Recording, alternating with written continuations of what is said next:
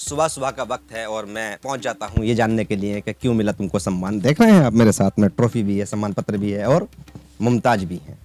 और जब बात सम्मान की और मुमताज की होगी तो बात दूर तक जाएगी। मैं एम नफीस रशीद, आप देख रहे हैं भारत न्यूज 247।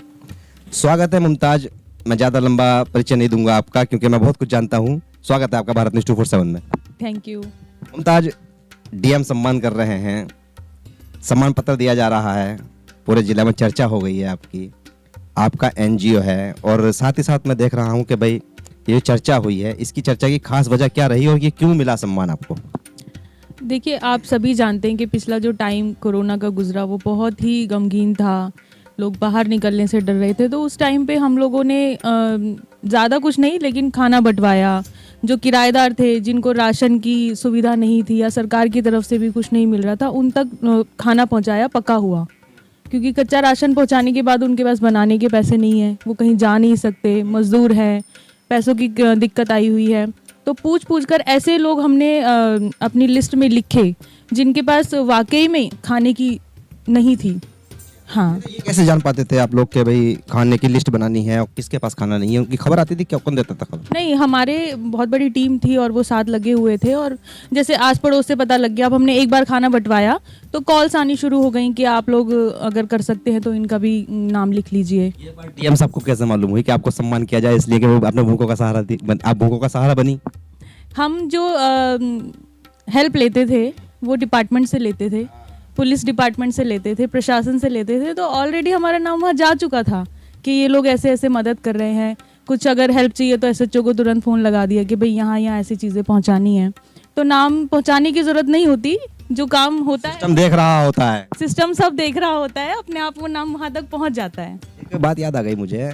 चुनाव का समय था दिल्ली के अंदर, एमसीडी का, और एसडीएम ऑफिस में बैठक चल रही थी। तो वहाँ पे एक लड़का कहता है कि सर एसडीएम साहब बहुत सारे विकलांग हैं। तो एसडीएम कहते हैं नहीं, हमारे पास लिस्ट है, हम सब देखते हैं। यानी कि ये होते हैं अधिकारी। अधिकारी जो शासन में बैठे हैं ना, वो सब जानते हैं कि कौन क्या कर रहा है। और यही मुमताज ने दोहरा दिया। और मुमताज सैफी बिरादरी से हैं और सैफी बिरादरी को गर्व होना चाहिए कि जिला स्तर का सम्मान मिलना ये कोई छोटा मोटा नहीं होता है। मुमताज थोड़ा और जानना चाह रहा था, आप भाई लड़की हैं, महिला हैं और बड़ा गर्व करते हैं हमारे समाजों के अंदर लोग अपनी बेटियों पर नाज करते हैं। अगर बेटियों को एक तरह से आगे बढ़ाने की बात की जाए तो कितना संघर्ष करना पड़ता है या क्या क्या करना चाहिए? क्योंकि लड़कियां भी आपको देखेंगी और कुछ तो एम्पायर्स भी होंगी, आगे बढ़ने की बात सोचेंगी भी। तो क्या करना चाहिए उन लोगों को? सबसे पहले तो अपनी एजुकेशन पे बहुत फोकस करो। और कोई प्रॉब्लम आ रही है लाइफ में, जैसे कई लोग बोलते हैं कि हमारी फैमिली नहीं पढ़ने दे रही है या कुछ भी, मुझे नहीं लगता लाइफ में कोई भी प्रॉब्लम होती है। अगर हम उसे प्रॉब्लम मानते हैं तभी वो प्रॉब्लम होती है, अगर नहीं मानते तो वो प्रॉब्लम नहीं होती। हमें ऑलवेज सोल्यूशन ढूंढना चाहिए और अपने स्किल्स पे ज़रूर काम करो कि आपको जिस चीज़ में रुचि है, जो भी चीज़ पसंद है, उसमें आप अपने आप को आगे बढ़ाओ और कठिनाइयों से मत डरो। यानी कि जो चीज़ को जानते हो, जिसमें दिल करता है, उस पर पूरा फोकस करो। ये ठीक है, ये आगे बढ़ने के लिए अच्छा फार्मूला है। फिर भी अगर लड़कियों के लिए और शिक्षा का, जैसे आपने कहा, फैमिली सपोर्ट की अब तो देखो अच्छी मिलती है, ऐसी बात नहीं है। फिर भी एक लड़की आज भी समाज सेवा में यानी कि उतरने से डरती है कि मैं रोड पे जाऊंगी, सेवा करूंगी तो कैसे करूंगी, कहीं मुझे कोई कुछ कहना। तो उसके लिए मैं एक कॉमन सा शब्द इस्तेमाल करना चाह रहा था कि वो कैसे आगे को बढ़े, क्योंकि सेवा करना सब जानते हैं, वो सब चाहते हैं। सब चाहते ज़रूर हैं लेकिन हर किसी में वो गट्स नहीं होते। अब आप मछली को बोलो कि पेड़ पे चढ़ जा तो पेड़ पे नहीं चढ़ पाएगी ना। तो हर किसी में एक अपने स्किल्स होते हैं, तो उसी के हिसाब से इंसान आगे चलेगा। कोई खाना अच्छा बना सकता है, कोई सिलाई अच्छी कर सकता है, कोई समाज सेवा अच्छी कर सकता है, कोई आईपीएस बन सकता है, कोई आईएएस बन सकता है। तो हम हर किसी से सारे काम की उम्मीद नहीं रख सकते। कितने लोगों की मेहनत रही होगी आपके साथ में यहाँ तक पहुँचने के लिए? बहुत लोगों ने साथ दिया।